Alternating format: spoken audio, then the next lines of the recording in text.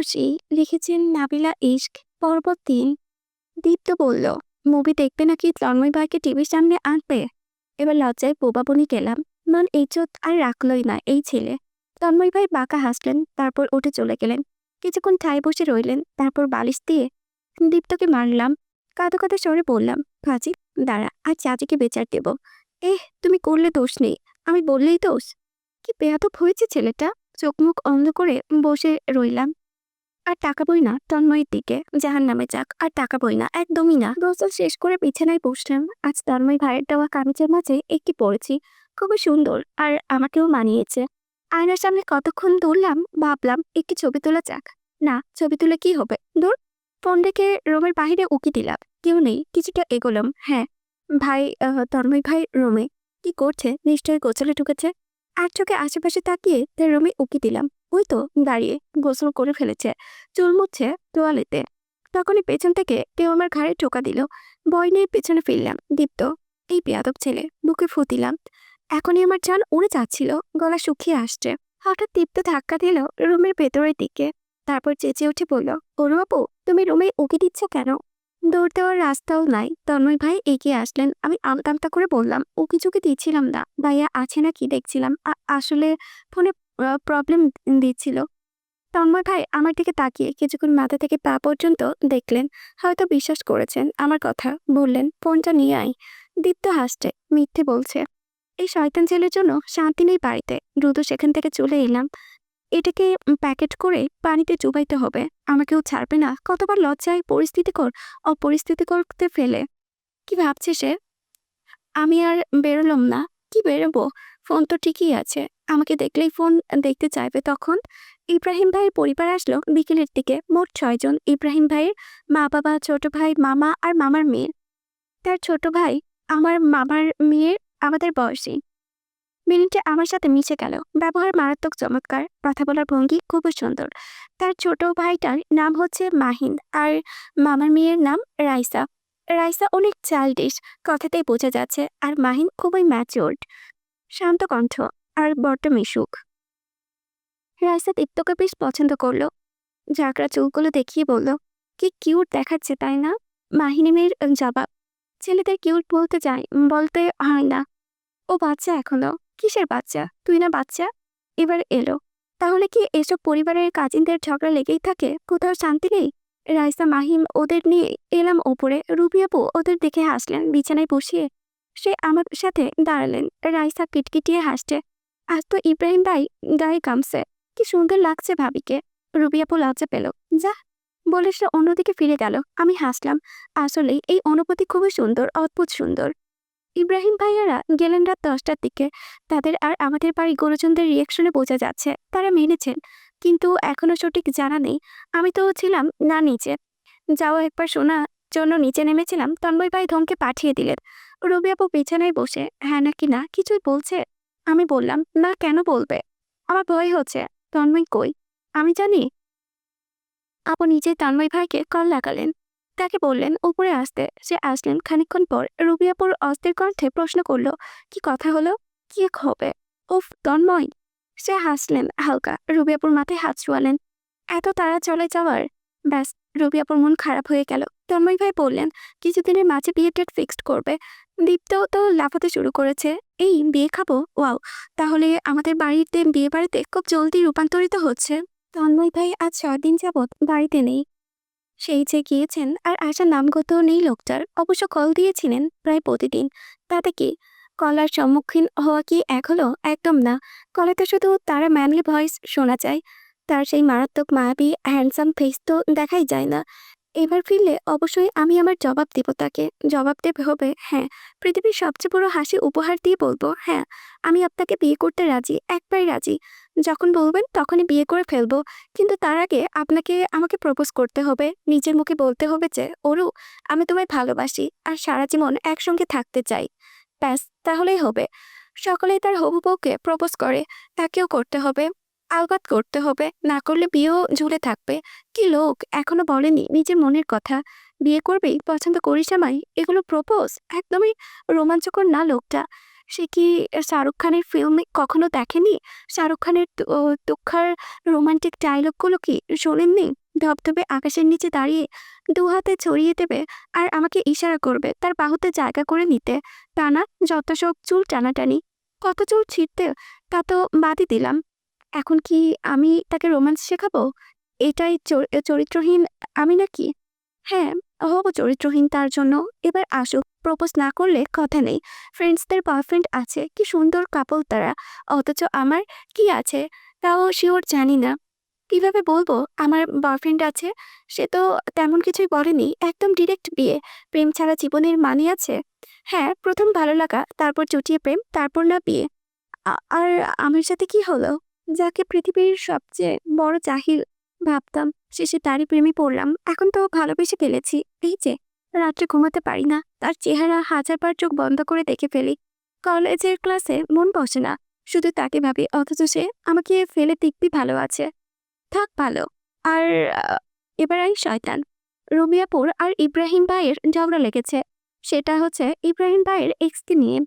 আজ সারাদিন আপু না খেয়ে তার কাটাকাটি কথা শুনে বড় চাচু ইব্রাহিম ভাইয়াকে কল দেন। ইব্রাহিম ভাই সেই তো মাপ চেয়েছেন, লাগাতার বলেছেন ভুল বোঝাবুঝি হয়েছে, যাচ্ছ ঠিক হয়ে যাবে। এদিকে রুপিয়াপু কথা বলতে নারাজ, একদম শক্ত হচ্ছে তার জবাব। কথা বলবো না ওর সাথে, ও যাক, ওই মেয়েকে বিয়ে করুক। ইব্রাহিম ভাইয়ের অবস্থা তো নাজেহাল, কতবার আমাকে কল করেছেন বলার বাহিরে। তার একটাই কথা, প্লিজ ওরও হেল্প মি, কথা বলাই দাও, আই উইল ম্যানেজ। কিভাবে ম্যানেজ করবেন? রুবিয়াপু তো কথাই বলতে চাচ্ছেন না। আমি তো ইব্রাহিম ভাইয়ের দোষ দেখছি না, আপু তো জানেন তার এক্স রয়েছে, জানার পর রিলেশনে গিয়েছেন। এখন হঠাৎ দেখা হওয়ায় ভাইয়া তার এক্সের সাথে ছবি তুলেছেন। সেই ছবি এক্স তার ফেসবুক অ্যাকাউন্টে ছেড়েছেন, সেটা আবার আপু দেখে ফেলেছেন। এখন আপু রেগেমেগে শেষ। ইব্রাহিম ভাইয়ের কথা হচ্ছে সে তার এক্স অতীত, বর্তমানে তার জীবন কোনো জায়গায় নেই। সে শুধু একটি ছবি তুলেছে ব্যাস, অথচ আপু মানতে নারাজ। এখন এই ঝামেলা থেকে উদ্ধার করতে পারবেন তন্ময় ভাই, কিন্তু তন্ময় ভাই খুবই বিজি, বাংলাদেশের প্রধানমন্ত্রী যে, তাই উনি 24 ঘন্টা বিজি থাকেন। পৃথিবীর মোস্ট বিজি শিডিউল নিশ্চয়ই উনার। তারপরেও কল লাগালাম, এবার রিসিভ হয়েছে। কি হয়েছে বল? দেখ কি অবাস্তবিক লোক, সারাটা দিন একটা কল দিল না। যাও, আমিও দিলাম। বলতেছে কি হয়েছে বল। মন তো চাচ্ছিল কলটা কেটে দিই, নিজেকে নিয়ন্ত্রণ করে পড়লাম। এভাবে বলছেন যেমন আমি আপনাকে ডিস্টার্ব করছি। আপনাকে ডিস্টার্ব করার জন্য আমি বসে নেই, আমারও অনেক কাজ, হোমওয়ার্ক, আরও কত কি। ওপাশ থেকে হাসির আওয়াজ, মনে হচ্ছে গোসল সেরে গোসল করে ছিলেন। ঝর্ণা বন্ধ করার শব্দ হলো। ইস, আচ্ছা, হোমওয়ার্ক, তারপর আর কি কাজ শুনি? আপনাকে কেন বলবো? কে আপনি আমার? যাকে তাকে আমি আমার সারাদিনের কাজের এক্সপ্লেন দিব নাকি? অথচ যাকে তাকে যে ফোন দেওয়া হচ্ছে। যা, কল কেটে দিলাম, বলবো না এই লোকের সাথে কথা। পরপরই মনে পড়লো আপুর কথা, নিশ্চয়ই কাছে। ইব্রাহিম ভাইয়ের অবস্থাও ভালো না, ইজ্জত বেঁচে দিয়ে আবার কল দিলাম। সে রিসিভ করলেন। ওপাশ থেকে মিষ্টি হাসির আওয়াজ। মিষ্টিরা ছাই। হয়েছে কি? নিজের জন্য কল দেইনি, নিঘাত প্রবলেমে আছি তাই দিয়েছি। আপনাকে কল দেওয়ার জন্য আমি সারাদিন মোবাইল নিয়ে বসে থাকি না। এবার সে খুব মিষ্টি করে ডাকলো, ওরু। মনে হলো আমার মতো অভিমান নিমিষেই হারিয়ে গেল। এত রাগে একটুও অবশিষ্ট নেই। তার স্থির কণ্ঠ, এই 4 দিনে আমি অনেক ব্যস্ত ছিলাম। এই তো মাত্র রুমে এসেছি, গোসল শেষ করে তোকে কল দিতে নিচ্ছিলাম। খেয়েছিস? বাচ্চাদের মতো চুপ হয়ে গেলাম। চোখ টলমল করছে, ছোট্ট আওয়াজে জবাব দিলাম, লক্ষ্মী মেয়ে, এখন বল কি হয়েছে? What are you so disturb today?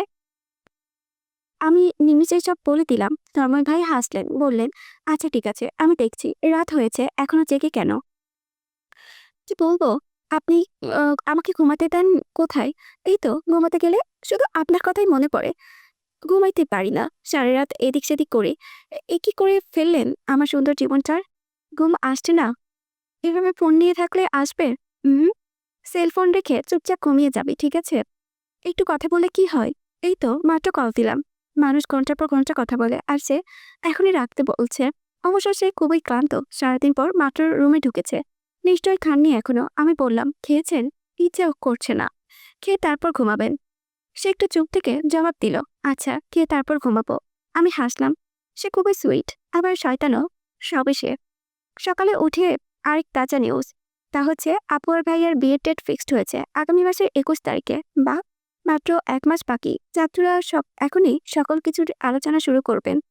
Ruby আপুর রুমে যেতেই দেখলাম সে হেসে হেসে কথা বলছে। তারপর জানতে পারলাম তাদের মধ্যে সমস্যার সমাধান হয়ে গিয়েছে। তন্ময় ভাই নাকি কি এমন বললেন যে সব ঠিক হয়ে গেল? জাদু? সুমন্তর গানটা গেয়েছেন নিশ্চয়ই। কলেজে গিয়ে আরেক প্যারা, সে হচ্ছে সুমনা আপা। যদি এখন আরেক দল বানিয়েছে, আমাকে দেখলেই কানাকানি করবেন, হাসবে আর ফুসুর তো আছেই। ওর সাথে মেয়েও সেগুলোই আমাকে ভেঙচি কাটবে। মার্চে মুখ ভেঙ্গাল। তোর কাজিনটা যেমন সুন্দর তেমনই বান্দর। ওর মতো ছেঁচড়া আমি আর জীবনেও দুইটা দেখিনি, ট্রাস্ট মি। হয়েছে, বাদ দে। বাদ দে মানে? শোন, এখনো তোর ওই কাজিন তন্ময় ভাইয়ের পিছু ছাড়েনি। জানিস সেদিন তন্ময় ভাইকে কল দিয়ে প্রপোজ করেছে। অবাকের চূড়ান্তে কি চেঁচালাম। কি? হ্যাঁ, ওই যে সুমনার পাশে যে বসে, সে আমাদের ইংলিশ টিচারের মেয়ে, ওই আমাকে জানিয়েছিল। তারপর? তারপর তন্ময় ভাইয়ের জবাব জানায়নি। মার্জি হাসতে কিটকিটিয়ে বলল, বলেছে নাকি সামনে পেলে থাপড়ে তাপ ফেলাই দিবে। আমার সুন্দর তন্ময়, সবাই তারে নিয়ে টানাটানি করে। এটা কি ঠিক? এই সুমনাকে কি করা যায়? বেশরম মেয়ে। এইবার সামনে আসুক, আবার হবু বরের দিকে কোন নজর দেওয়া, আঙ্গুলে দিয়ে চোখ উঠিয়ে ফেলবো, ফুটবল খেলবো তুলে। কলেজ থেকে ফেরার পথে সামনে দাঁড়ালো সুমনা, আমাকে দেখে হাসছে। ব্রু কুচকে ফেললাম আমি। কি হয়েছে? হয়নি, খুব জলদি হবে। হবে তোর কাল্লা। তোয়াক্কা না করে চলে এলাম। নির্লজ্জ মেয়ে কিভাবে আসে আমার সামনে, আমার সাথে আবার কথা বলতেও। কেন মুখ দিয়ে কথা বলতে আসে জাহিলে। বাড়িতে এসে দেখলাম মায়ের মন খারাপ, কেমন মনমরা। হঠাৎ তার আবার কি হলো? কিছু হয়েছে হয়তো, নিশ্চয়ই কিছু নেই টেনশনে।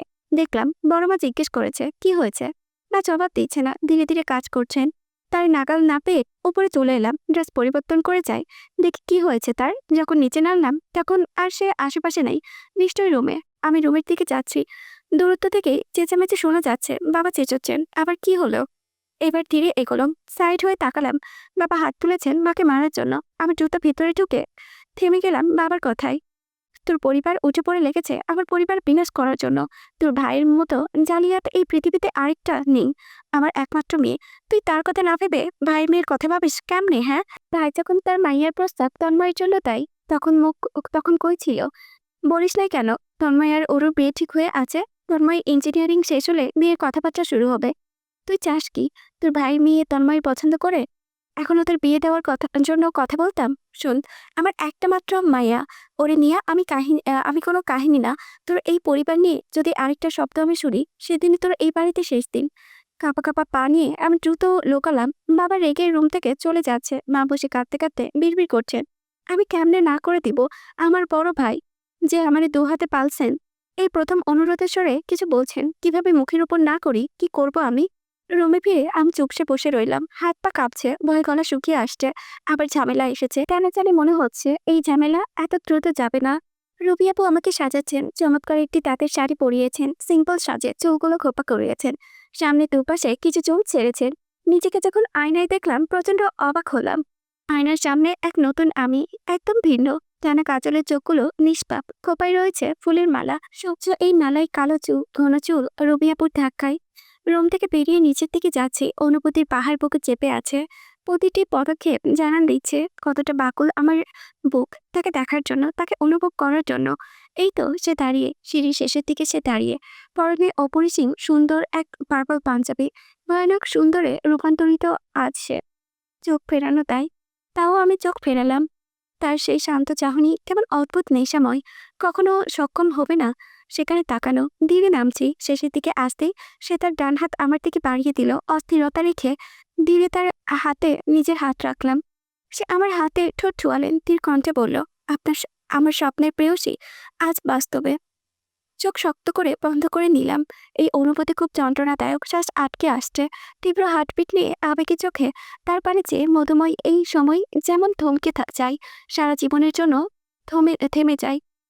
সে শক্ত করে হাত ধরলেন, পাশাপাশি হেঁটে বেরোচ্ছে দুজন। বাইকে ওঠার সময় সে কোমর স্পর্শ করে উঠতে সাহায্য করলো। আদুরেভাবে চোখ বন্ধ করে ফেললাম। তার ধীরে পেছনে হাতে দুই পাশে ছোঁয়ালাম। সে নির্জনে একটা স্থানে পৌঁছিয়েছে, প্রকৃতির অপরিসীম ছোঁয়া চারিপাশে। সে ঘুরে আমাকে ছুঁয়ে দিলেন। অনুভূতির চালে চোখ বন্ধ করে ফেললাম। অনুভব করলাম সে ঠোঁট ক্রমশ আমার ঠোঁট বরাবর আসছে। এই তো ছুঁই ছুঁই। শাড়ি শক্ত করে চেপে ধরলাম।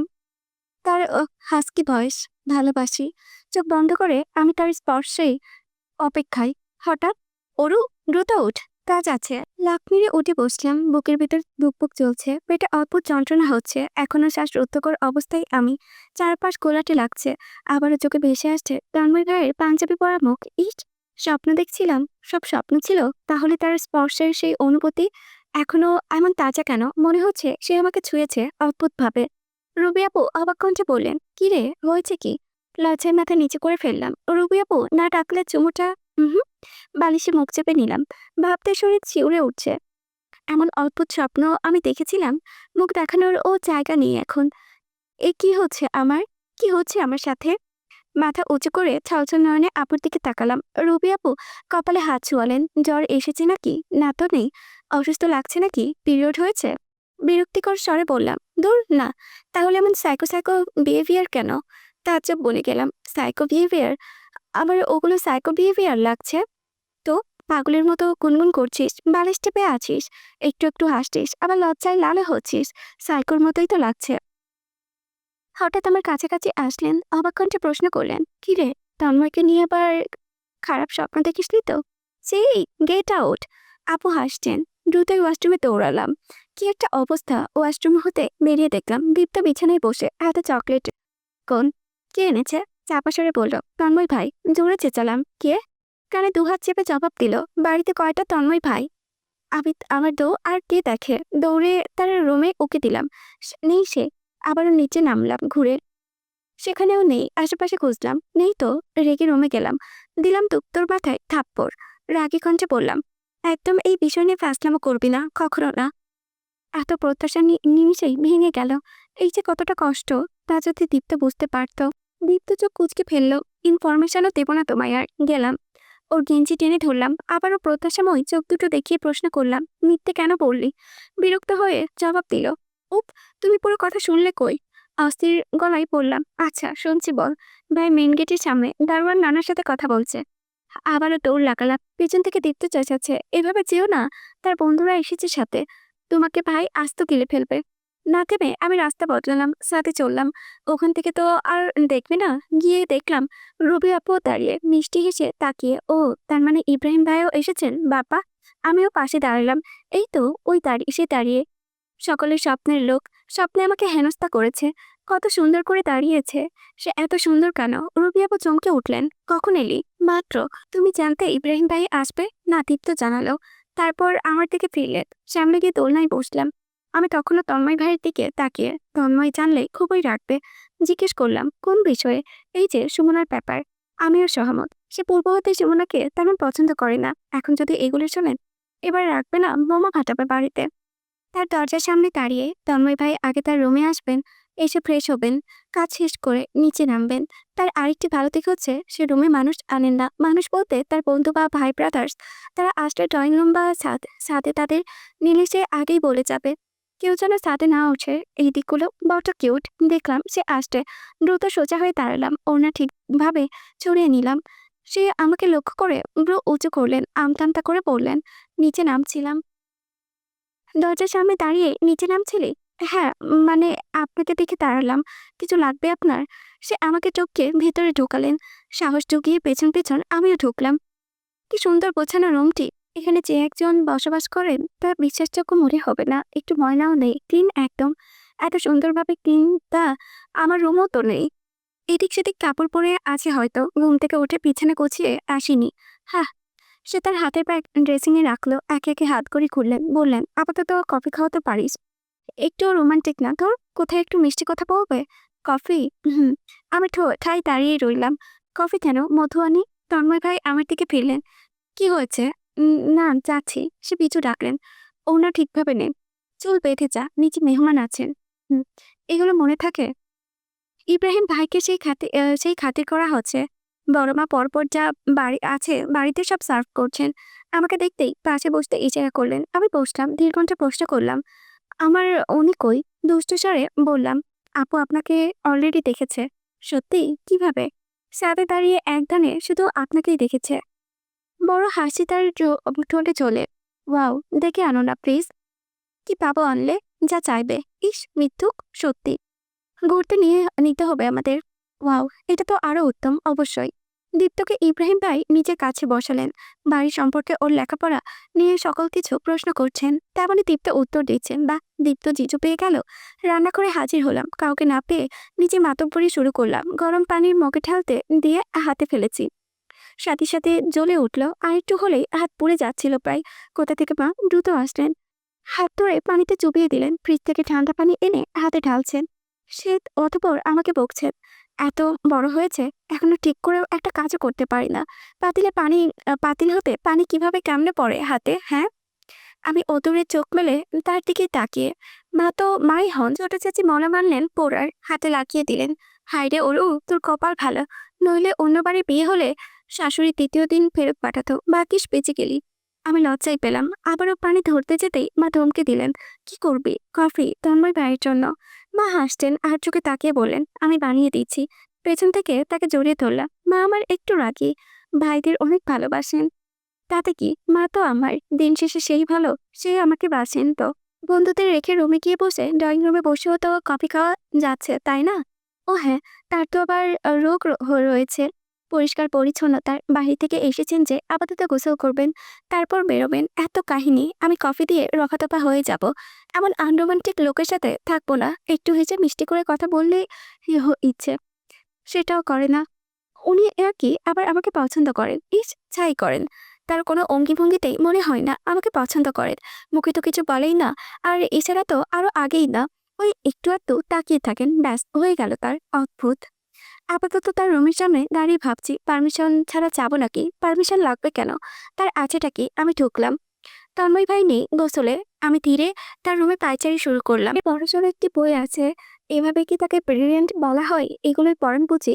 বইয়ের মাঝে মাঝে ট্যাগ লাগানো, you have to finish it Tanmoy. আমি হেসে ফেললাম। পারেও বটে। কিছু স্কেচ পেলাম। বাড়ি, ঘর, দালান, হাবিজাবি আর্ট করা। আমার কাছে তো হাবিজাবি লাগছে, হয়তো তার কাছে ইম্পর্ট্যান্ট। অবশ্য আর্ট করতে তিনি খুব ভালো পারেন। দীপ্ত ও রুবি আপুর অ্যাসাইনমেন্টের আগে তন্ময় ভাই সাহায্য করতেন। কোনো কিছু আর্ট করতে হলে তার কাছেই আসা হয়। আমি আসতাম না বাবা। তাকে আমার যা অপছন্দ ছিল, আসার প্রশ্নই উঠত না। লাস্ট স্কেচটিতে নজর আটকালো। পৃথিবীর সকল আকর্ষণ আসলো স্কেচটির ওপরে। একটি মেয়ের স্ট্রাকচার আর্ট করা। ওপরে কর্নারে ছোট ছোট অক্ষরে লেখা প্রেয়সী। ভালোভাবে নজর বুলালাম। কামিজে রয়েছে মেয়েটি। ওড়নার কোনা নিচেও ছুঁয়ে ঠিকঠাক জায়গায় কয়েকটা ছোট ছোট তিল ব্যবহার করেছেন, যেমন কানের লতিতে, থুতনির নিচে। অদ্ভুত লাগলো গলার বিষয়ে কিছুটা নিচের তিল দেখে। এমনভাবে নজর রেখে আর্ট করেছেন। লোকটা কোন মেয়ের ইজ্জত নিয়ে ছিনিমিনি খেলেছে। হঠাৎ দ্রুত স্কেচ নিয়ে ড্রেসিং টেবিলের সামনে দাঁড়ালাম। গলার জামাটা একটু নিচে করলাম। গলাটা শুকিয়ে আসছে। ঠিক ডান পাশে তিলটা স্কেচে ওঠা। পরপর বাকি তিলগুলো ঠিকঠাক পেয়ে গেলাম। নিচের শরীরে এত জায়গায় তিল আছে তা আমি নিজেও জানি না। লজ্জায় শ্বাস আটকে আসছে। এই কেমন অদ্ভুত আচরণ! ছি, লোকটা তো বড্ড লজ্জা। এটা যেখানে ছিল সেখানেই রাখাই উত্তম। এটা নিয়ে তার সামনে পড়ার মানেই নেই কোনো। দৌড়ে যেতে গিয়ে স্কেচ হাতে ফ্লোরে পড়ে গেল। আমার চেঁচানো শুনে সে তাৎক্ষণিক বেরিয়েছেন। তার পায়ের সামনে স্কেচটি। কি মারাত্মক অসুন্দর পরিস্থিতি! দ্রুত উঠে দাঁড়ালাম। স্কেচ ধরার আগে তন্ময় ভাই তা উঠালেন। সেটার দিকে কিছুক্ষণ তাকিয়ে থাকে আমার হাতে ধরিয়ে দিলেন। হাতে স্কেচ নিয়ে দাঁড়িয়ে দেখছি তিনি চুল মুছতে ব্যস্ত। উনি কি এটার এক্সপ্লেইন করবে না? এত বড় কাণ্ড করে ভাব নিচ্ছে কিছুই হয়নি। তার তা উচিত ছিল একটু তোতলানোর তো। তার সিক্রেট পাস হয়ে গেল, সেদিকে কোনো ধ্যানই নেই। আজকে তো তাকে আমি খেয়েই ফেলবো। সংযত কণ্ঠে প্রশ্ন করলাম, এটা কি? তিনি আমার দিকে ঘুরলেন। তোর ভাবি সুন্দর না? চোখ বড় বড় করে তাকালাম। ভাবি? কে কার ভাবি? আমি আমার নিজের ভাবি? এটা তো একটা স্ট্রাকচার। চোখ পিটপিট করে জবাব দিলাম, সুন্দর না, একদম না। এর থেকে সুন্দর মেয়ে আছে আমার স্কুলের মেয়েগুলো তো আরো। হাত তুলে ইশারা করলেন থামাতে। মা সেন্টেন্সে কেউ আমাকে থামাই না, অথচ এই লোক সেটাও করে ফেললো। তারপর ড্রেসিং থেকে ফোন নিয়ে একটু টিপে আমার সামনে ধরলেন। মেসেঞ্জারে এটা চ্যাট ওপেন করেছেন কারো। প্রোফাইলে বোঝা যাচ্ছে ওই পুলিশ অফিসারের মেয়েটা প্রপোজ করেছে অলরেডি। তন্ময় ভাই রিপ্লাই দেননি। না চাইতো মন ঝড় বয়ে যাচ্ছে। সে ফোন বিছানায় ফেলে বললেন, সুন্দর, এটা চলবে? করবো প্রেমের সাথে? নাইলে আরো আছে সুন্দর। চোখগুলো ছলছল করছে। আমি না হলে এভাবেই বলেছিলাম, তাই বলে এমন কঠোর হবে? এভাবে বলতে পারলো নির্দয় লোক? এক বুক সাহস সঞ্চয় করে ধীর কণ্ঠে জানালাম, আমিও পারবো প্রেম করতে, আমিও করব। সে আমার দিকে শান্ত চোখে তাকালেন, কিছুটা এগিয়ে এসে বললেন, তাই প্রেম করতে পেরেছিস কখনো? বুকটা ছ্যাপ করে উঠল। আসলেই তো এত বছরের জীবনে একটা প্রেম নিবেদন বিনোদন কিছুই নাই। পারিনি তাতে কি? অবশ্যই পারবো এবং করব। তার মুখ আমার কান বরাবর আনলেন, শান্ত কণ্ঠে জানালেন, না করতে পেরেছিস, না করবি, আর না আমি করতে দেব। তার উপস্থিতি চলে গিয়েছে।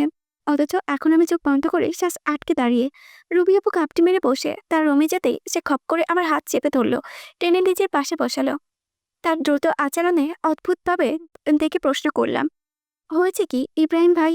তোমার অপেক্ষায় বসে নামবে না? কেবল মুখ লালচে হয়ে আসছে, সে ইজ ব্লাশিং। কিছু হয়েছে নাকি? বলবে আমায়? একটু জোর দেওয়া যাক। তার হাত চেপে বললাম, আমাকে বলো না। হালকা কাশলো, চোখ নিচু করে জবাবের বদলে এক প্রশ্ন করলো, যা শুনে আমি রীতিমতো বিছানা থেকে পড়তে নিচ্ছিলাম। তন্ময় কি তোকে চুমু খেয়েছে? বড় এক চিৎকার শুনিয়ে দিলাম, কি? দেখো রূপ, রাগিস না। আমরাই তো, তাই না? বল, তোকে চুমু খেয়েছে ঠোঁটে? লাগাতার মাথা নাড়লাম অবিশ্বাস্য চোখে তাকিয়ে। এগুলো কি উদ্ভট প্রশ্ন? রুবিয়া বলা চাই লাল অন্যদিকে ফিরে বলল, ও কাল না আমাকে নিতে এসেছিল। ও তো দুজন ঘুরতে বেরিয়েছিলাম। ফি উফ মানে ফিরবার পথে জোরপূর্বক চুমু খায়। এখন আমার অনেক লজ্জা করছে সামনে যেতে। ও মাই গড, ও মাই গড, ওয়াও! তারপর তারপর তারপরে আর কি? বাড়িতে এসে আমি আর ওর ফোন রিসিভ করিনি, তাই তো চলে এসেছে বাড়িতে। So romantic, wow! এটাই তো তোমার প্রথম কিস? লজ্জা সংকোচ ভেঙে জবাব দিলেন, হ্যাঁ, জীবনের প্রথম। আমাদের রিলেশনের তো বছরের বেশি হচ্ছে। ও কখনো আমাকে স্পর্শ করেনি। মাঝে মাঝে কপালে চুমু খেত বা পাশাপাশি হাঁটলে কোমর ধরতো, কিন্তু কাল রাত্রে কি হয়েছিল ওর কে জানে। তারপর হাসলাম। আমাকে বললেন, এখন তুই বল, কিস করেছিস? নিচু স্বরে জবাব দিলাম, না। তার অবাক কণ্ঠ, কি এখনো হয়নি? তন্ময় তোকে চুমু খায়নি? ও যেভাবে তাকাই তোর দিকে, আমি তো ভেবেছি পরে খেয়ে ফেলবে। ছি, নষ্ট কথাবার্তা। আচ্ছা, আচ্ছা, সরি। বল, সত্যি তোদের কিস হয়নি? না। কি করেছে তাহলে? আর চোখে তাকিয়ে বললাম, কিছুই করেনি। সত্যি? হ্যাঁ বাবা। মন খারাপ করে আবারও বললাম, সে তো কিউট ভেবে সহজে কথাও বলে না, কিছু করার কথা প্রশ্নই আসে না, আনরোমান্টিক লোক। অথচ এই কিন্তু এক বড় লজ্জা, সেটার প্রমাণ তো পেলামই আজ। আমার মান ইজ্জত নিয়ে টানে টানে লিখে গেছে। রুবি আপু দুষ্টু হাসছেন, হয়তো তাকে সময় দিচ্ছে। তুই তো আবার বাইরের মেয়ে না, ওর নিজের প্রিয়। অবশ্যই তোর কথা প্রচন্ড ভাবে, না হলে ও খুবই বউপ্রিয় মানুষ। দেখবি বিয়ের প্রথম ৩-৪ দিন তোকে রুম থেকে বেরোতেই দেবে না। বলেই রুবি আপু হাসতে লাগলো। ছি, কি লাগামহীন কথা। রুবি আপু বড্ড আধুনিক, অথচ ইব্রাহিম ভাইয়ের এক চুমুতেই ঘায়েল। হি হি হি। হঠাৎ দীপ্ত হাজির, অধিক বয়স্কদের আওয়াজের টনে বলল, এই যে সুন টু বি ব্রাইড জিজু এসেছে। আমি দীপ্তর দিকে তাকালাম। ছেলেটা এত অ্যাডভান্সড কেন? সব বুঝেও এবং বলেও ফেলে। এই ছেলে বড় হলে এর মাঝে লাজ লজ্জা নামক বস্তু থাকবে না, মনে হয় না। রুবি আপুর জবাব, আমি কোথাও যাচ্ছি না। যাচ্ছি না মানে? আলবাত যাবে, জিজু তোমার অপেক্ষায়। আমরা জিজুকে অপেক্ষা করানো যাবে না। রুবি আপু অবাক চোখে আমার দিকে তাকালেন। দেখেছি সরু, এখনই জিজু জিজু করছে এই ছেলে। আমি রুবি আপুর হাত ধরে তাকে উঠালাম বিছানা হতে। চলো তো। আমি আর দীপ্ত তাকে এক প্রকার টেনে হিঁচড়ে নিয়ে যাচ্ছি। দীপ্ত আবদারে ডিসিশন নেওয়া হলো, ঘুরতে যাওয়া হবে পাহাড়ে চড়ে, যেখানে আমরা পিকনিকে যাওয়ার কথা ছিল। বড় চাচু সহমত হলেন না, বললেন মাসখানেক বাকি ওদের বিয়ে, এই সময় যাওয়াটা। ছোট চাচু নিচু স্বরে বললেন, যাক ভাইয়া, তন্ময় তো থাকবে সাথে। দীপ্ত চেঁচামেচিতে বড়রা মানতে বাধ্য প্রায়। এভাবে কেউ চাচ্ছিলেন না প্রাপ্তবয়স্ক ছেলে মেয়েদের একসাথে যাওয়ার ব্যাপারটা। বড় মা উতলা কণ্ঠে আর্জি করলেন, দুপুরে খেয়ে বেরিয়ে যাস, দ্রুত চলে আসিস আবার। ইব্রাহিম ও ভাই উঠতে নিচ্ছিলেন, ছোট চাচু থামিয়ে দিলেন, কোথায় যাচ্ছ বাবা? ড্রেস কিছু প্যাক করতে হবে না? আপু বলেন, ড্রাইভার পাঠিয়ে দাও, পার্সোনালি নিলে বেটার হয়। আর টুকিটাকি কাজও বুঝিয়ে দিতে আসতে হচ্ছে। ঠিক আছে। ইব্রাহিম ভাই চলে যাচ্ছেন, তন্ময় ভাই ফোনে কথা বলছেন। রুবি আপু প্যাকিং করতে দৌড়। দীপ্ত কি নিবে ভাবছে। আরে মাত্র 2 দিনের ব্যাপার, এত প্যাকিং করতে কি হবে? ওর জন্য বাড়িতে অঘোষিত নিয়ম ছিল, কোনো পিকনিক প্রেমিস ট্রিপ অ্যাটেন্ড করা যাবে না। অবশ্য ওটা বাড়ির নিয়ম কোনো কালই ছিল না, ওটা ছিল তন্ময় সাহেবের নিয়ম।